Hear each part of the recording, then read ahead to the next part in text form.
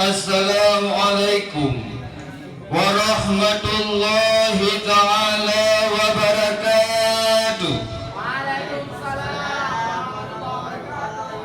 Alhamdulillahi tafarrada anil khalqi biwasfil ghina wa hassa ba'da ibadin bil husna fa afada alaihim min ni'amihi ma aysara bihi man syaa wastaghna.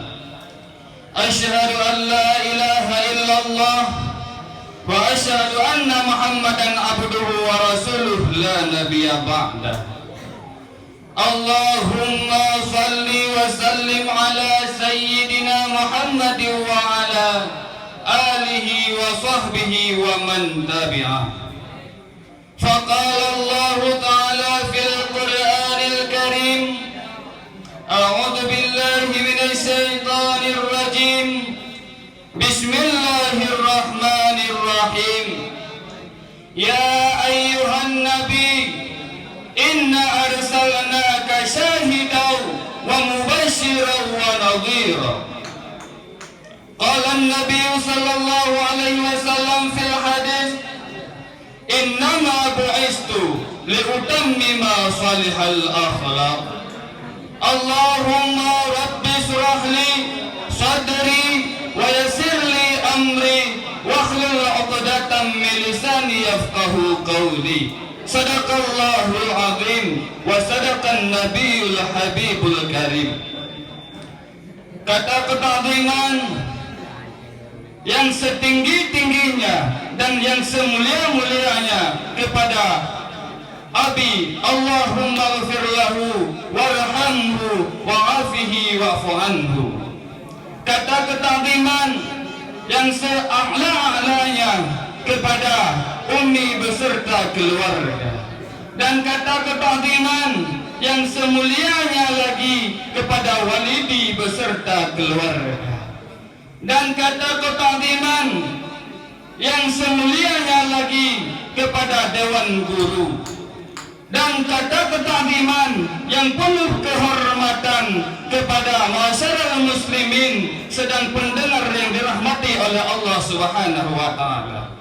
Kaum muslimin rahimakumullah, di zaman abad yang sangat silam lahirlah sosok pemuda yang sangat tampan, yang akhlaknya bikin para wanita Mekah ikut perhatian, yang ilmunya sangat dermawan. Ketika lahir sudah terkhitan, pipi bersinar ketika dilahirkan, wajah bercahaya amat mengasihkan, indah dan eloknya tiada bandingan.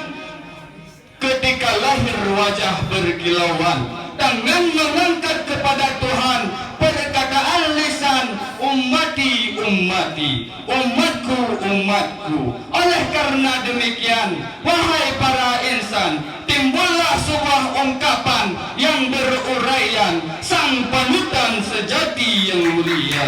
Kaum muslimin, kawan hakim yang kami muliakan, sungguh telah datang cahaya yang nyata dari Allah Subhanahu wa taala di kehidupan kita semua. Dengan kehadirannya membawakan kita dari jalan keburukan ke jalan yang indah. Dengan kehadirannya akan memberikan petunjuk bagi siapa yang mengikutinya ke jalan yang damai, dan membebaskan dari jalan kehidupan menuju cahaya yang terang. Dan dengan kehadirannya akan mengisi hati seseorang dengan ilmu, iman dan keyakinan. Dengan kehadirannya akan membersihkan semua akhlak atau perilaku yang buruk dan menggantikannya dengan akhlak yang terpuji. Dengan kehadirannya akan membebaskan orang-orang dari bau syirik dalam beribadah, menjadi ikhlas karena Allah, dan setelah ingkar dari kebenaran lalu mendapatkan petunjuk Tuhan dan pertolongan, dan setelah terjadi perpecahan karena fitnah menjadi persahabatan, dan setelah kehancuran menjadi baik, setelah sengsara menjadi bahagia. Itu semua tiada lain tiada bukan kasih Tuhan yang terpopuler nama Sang Baginda Nabi Muhammad sallallahu alaihi wasallam. Kaum muslimin, Dewan Hakim yang kami muliakan, sebagaimana firman Allah di dalam Al-Quran surat Al-Ahzab ayat 21 yang bunyinya, Bismillahirrahmanirrahim.